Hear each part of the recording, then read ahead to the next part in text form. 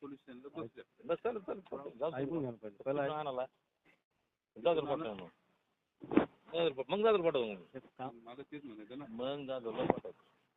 आपण त्या पोराचे फोटो आणि त्या पोरीचे फोटो मागून घेऊ का?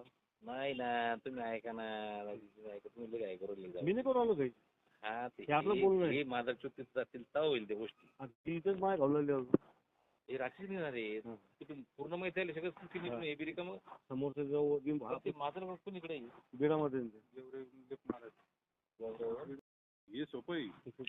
तर अशी कंडिशन आहे याला ती पोरगी तिथे भेटल्याशिवाय तुला ते कॉल करत नाही.